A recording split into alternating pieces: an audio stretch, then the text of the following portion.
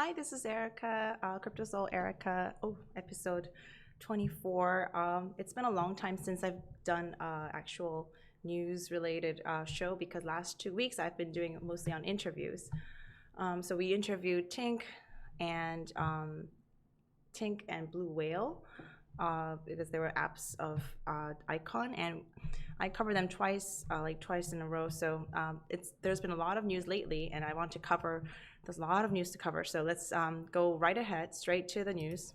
I'm sure everyone's sleeping in the Western world. We'll see. It's 5 p.m. and 5:30 p.m. in Korea.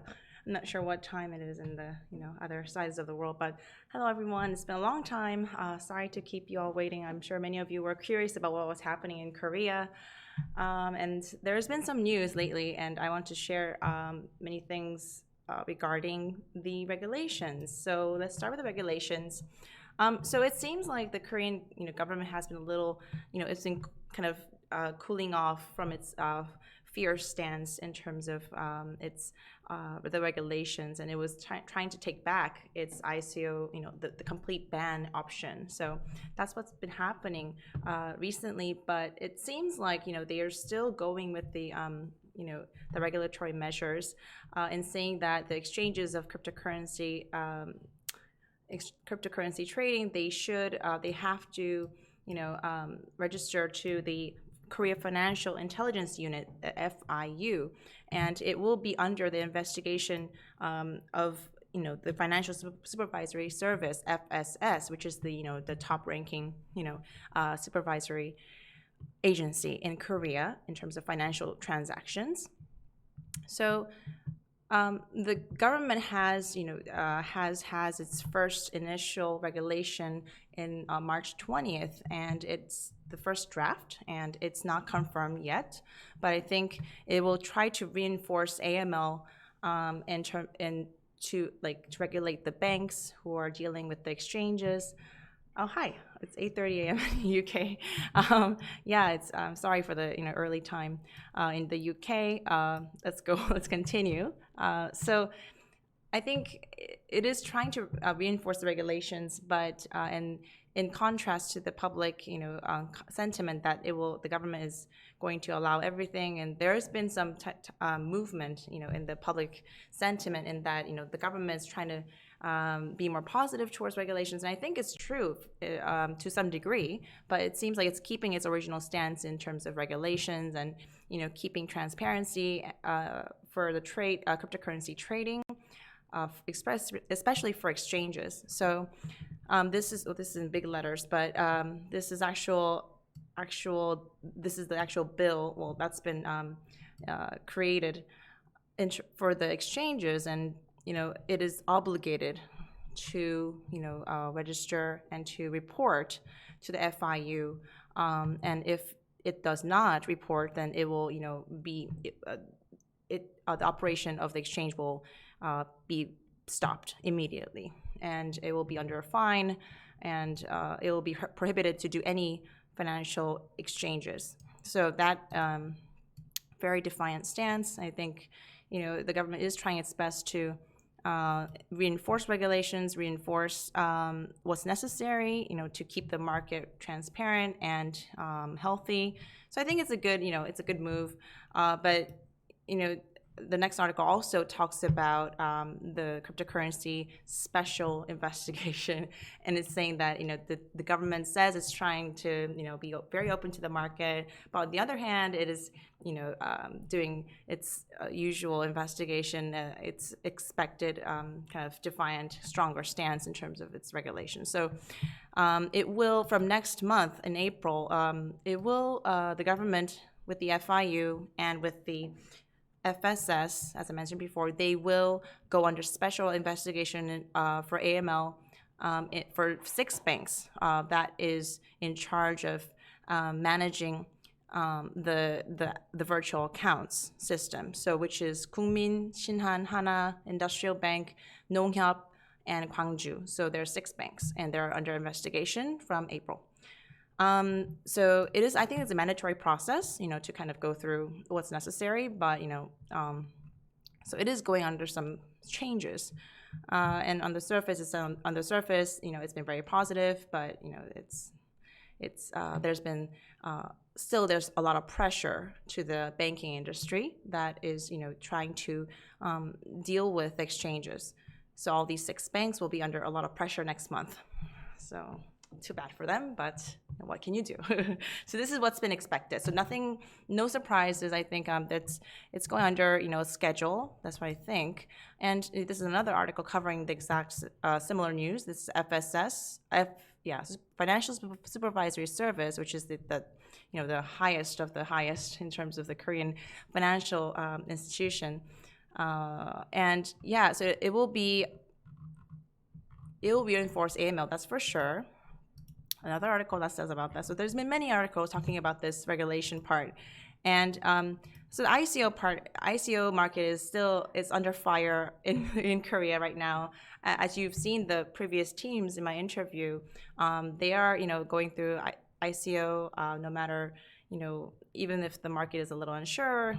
Still there's a lot of ICOs going on, and reverse ICOs actually it's a huge trend in Korea right now. I'm sure many of you have noticed, but a lot of Korean conglomerates and large corporations have jumped into the ICO market in facilitating the reverse ICO. So using their existing model, they're trying to implement blockchain technology into their existing model. So that's what's happening. That's what the trend right now. And Kakao actually, Kakao is the messaging platform in Korea that's huge. Everyone uses Kakao, and they have these really cute characters, and so the content business of Kakao is also doing very well, and it has also financial platform as well. And I think Kakao is going through an ICO as well in the near future. So I'm looking forward to that actually. But yeah, there's been so many ICOs going on. Hi Andy, hi, how are you? Hi Crawfish Gumbo, how are you? Oh, 1:34. I'm sorry, the late time. It's been a long day for me as well. So I tried to fit into tried it early as possible, but this was the earliest I could do. Sorry about that. 2 p.m. here. Okay, that's not so bad. Snapchat and ICO, really? Snapchat? I've never heard about that. Is there a Snapchat ICO? I'm not really sure. I'm just really curious about what's happening in Korea. There's so much going on in Korea, so I just have to keep up with the Korean market here. I mean, the loop, it's been going through. The Icon has been the start of the entire ICO market in Korea, I think. And starting with Icon, it's been pretty quiet for a couple of months, but now it's like every large corporations jumping into it. I mean, not just the large corporations, but even smaller, smaller medium-sized corporations that are like IT based. They are jumping into the market. And HDAC, that was a huge project. I'm sure many of you know about this, but HDAC was previously a big project, one of the largest, right, in Korea, and it's based on the Hyundai family. And Kakao, and so there's been many news about Kakao ICO lately. It's not been officially announced, so it's not an official news yet, but there's been many media articles that was covering the Kakao ICO. And so therefore, I mean, there's been so much, illegal activities going on in selling the Kakao coins and, all these illegal activities. So that's been a problem as well, many fraud going on. And not only that, I mean, there's been so many reverse ICOs. I can't really tell because it's very unofficial at the moment, but it will be pretty official in the short term. So the IT dinosaurs, they so-called call it, they're jumping into the market, and the startups that are trying to create the market or trying to enter the market are kind of feeling a little threatened by this huge movement. And Naver Line and Kakao are all jumping into this. And so, I mean, to compete with them, it's going to take a lot of effort, to be frank, to kind of win over, right? And I think, it would be very interesting to see in the next couple of months to see the change in dynamics of the market in Korea. And I'm very interested in what's out for these reverse ICOs.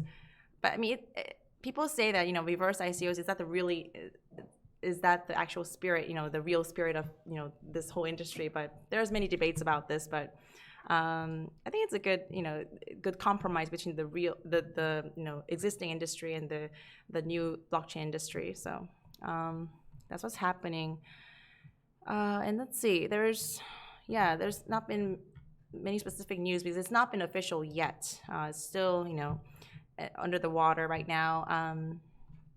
So this is another article on, the Korean blockchain companies that are trying to pursue a global ICO, not a domestic ICO, because, of course, as you have known, domestic ICOs are, prohibited. They're not legally prohibited, but they are, pretty much banned in terms of, in the public eye. They think it's publicly banned, legally banned, but legally it's not banned, but they say people are afraid of what's going to happen if they pursue an ICO domestically. So they go abroad usually, and they incorporate a company like either in Singapore or other countries that are friendly to ICOs, and they pursue a global ICO instead of a domestic one. So that's what's happening, and I think it's a negative trend for the government. I think it's all the money is flowing outside, so I don't know if it's a positive phenomenon for the government economy as a whole, but what can you do, right? Thank you, Robert. Oh, thank you. I hope it helps a little bit to kind of understand what's going on in Korea. Tony Vase. Oh, really? Okay. Thank you. So this is there's Ashton, Yggdrash Yggdrash just ended its ICO. Line Financial, so Line is becoming very strong as well in the cryptocurrency business. And Kakao, the team is still forming. It is under major changes in incorporating a subsidiary in Kakao that is dealing only with blockchain. So exactly. So likewise, that's it for the ICO. I think there's been many articles covering the reverse ICOs, and people wonder if the ICO should be legally banned or promoted in terms of having this system, like legitimate system in which ICOs can be allowed to a certain degree or have certain standards. So there's many debate about this, and the government may think, oh, the ban may be too extreme, to the company. So maybe there should be like a conditional, conditional allowance or something. So I hope to see some change in the government's stance. See, and there's so many articles. I'm like skipping all over them. Let's see. And another thing. Just today, I think, or yesterday, Upbit, the largest exchange in Korea, well, globally as well, it has developed this index, it's like domestically is the first. It's like the cryptocurrency index called UBCI, and so it explains about the market index of cryptocurrency. It's a very volatile market, but I think it's trying to. It says it finished the development of the index, and it will publicly announce very soon. And Dunamu is the company behind Upbit, the exchange. And I think it is under, doing a lot of research, a lot of analysis on the market. So, yes. So it will provide its own cryptocurrency index so that investors can understand the market trend very well. And and since Upbit is one of the top in terms of market volume, I think it will have a lot of influence in the market by showing its index to the people, investors. So there's been a lot of effort in the Korean market. I'm sure all over the world, but in Korea, there's been a lot of effort to develop such index. So what Upbit has developed was the Upbit Market Index, Upbit Upbit Sector Equal Weighted Index, Upbit Bitcoin index, Upbit strategy index. So 4 kinds of indexes that's been developed by Upbit.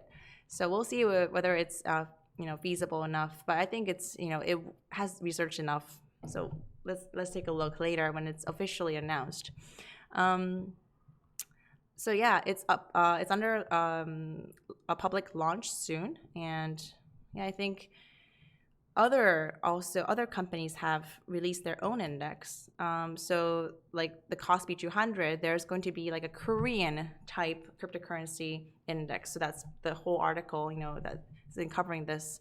And Chain Partners, actually, it's also by cooperating with Mail Economy, the media, it released its own index. It will, it's under development, but it's called KCMI, Korean Crypto Market Index, and it will, create a task force to, follow the market trend, and within next month, it will have a public announcement in terms of its KCMI index. So, and in cooperating with this project, Bitthumb and Coin1 have also contributed in in collaborating, and it will publicly share its data in terms of its market like price changes and volume, the trading volume changes. So the data will be provided by the major exchanges, and Chain Partners will be in charge of creating the index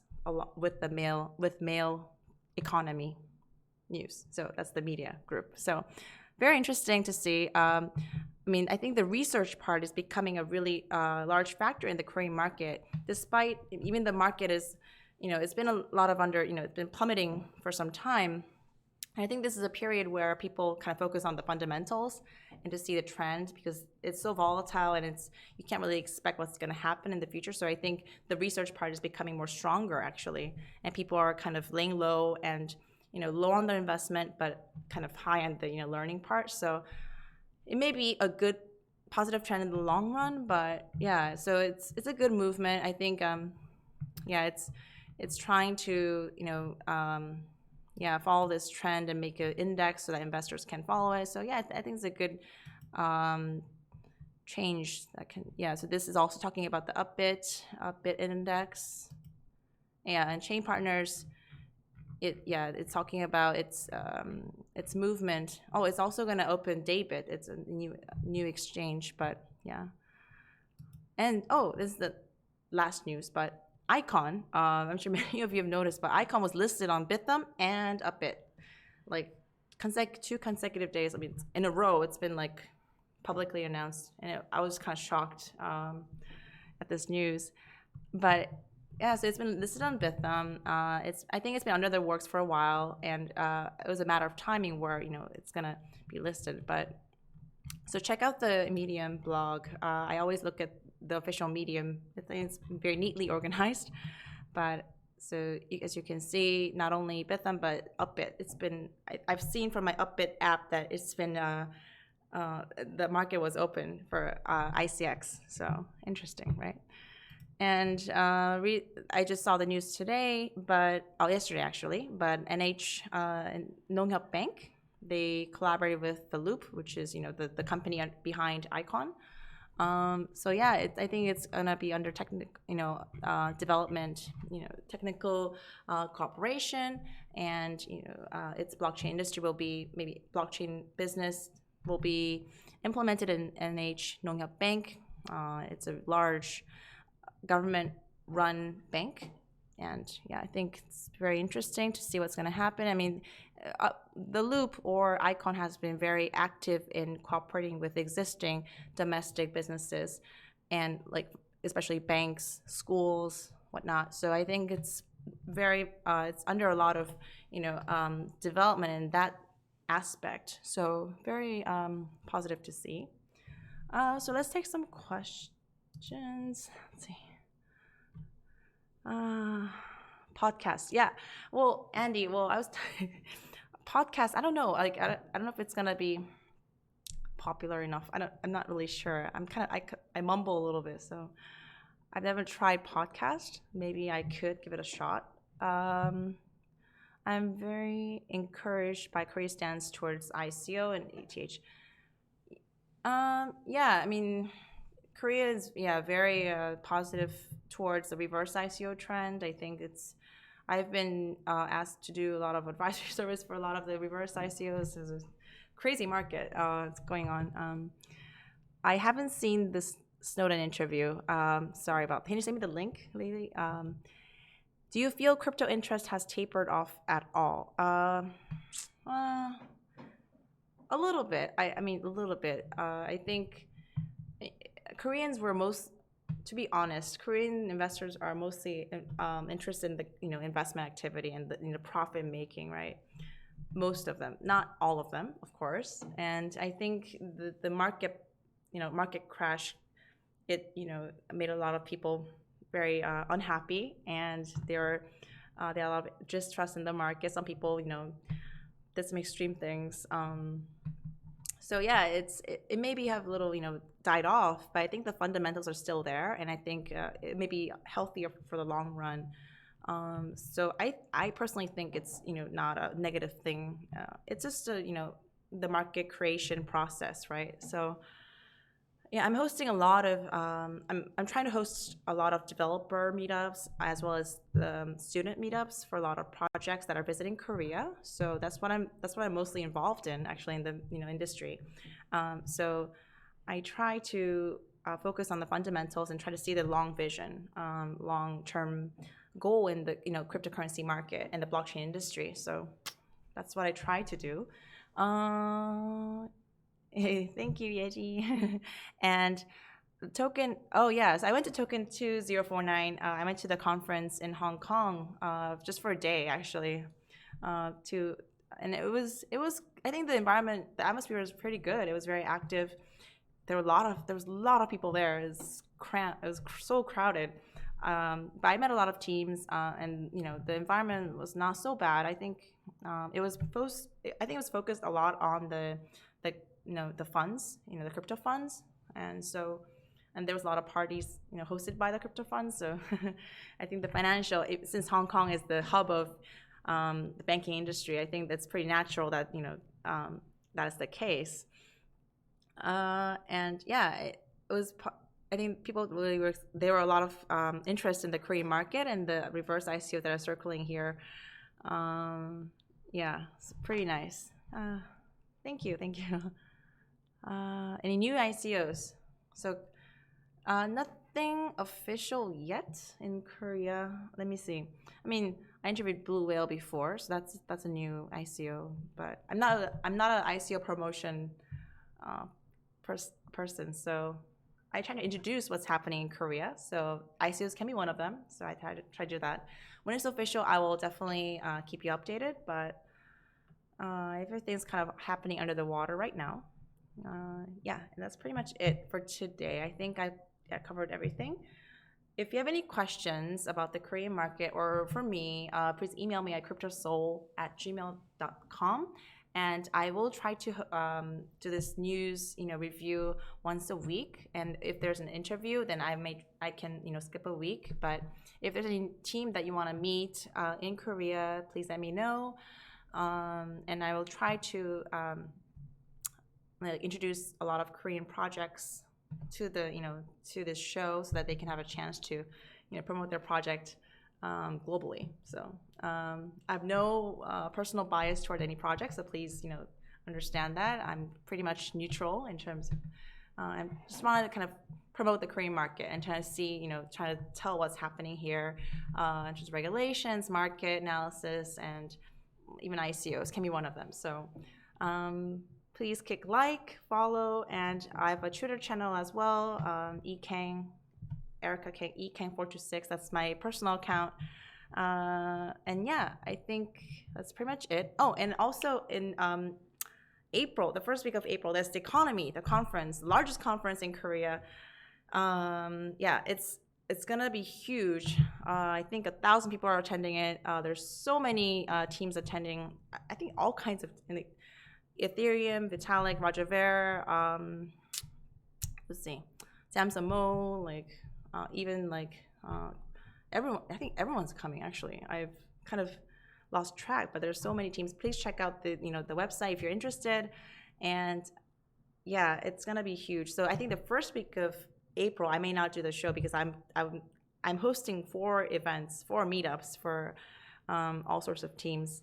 So yeah, has a lot of buzz about Icon. Yeah, so Icon has been like a huge interest in because it's been listed on both Bitthumb and Upbit. So people were like, oh my god, Icon is finally listed in the Korean domestic exchanges. So there's been a lot of enthusiasm under this. So yeah, so thank you so much. I hope you all have a good, happy Korean taxes on April. I think so. I'm not really sure about the time period, but I mean, there's elections on April, that's for sure. So I think they may have to work around that to, there's some political issues surrounding it. So I do not know what's happening in the political, arena. So yeah, okay. So many of you it's nighttime, many of you it's morning, early morning. So hope you enjoy either night or day. And thank you. Have a great weekend, and I'll see you next week. Okay. Bye.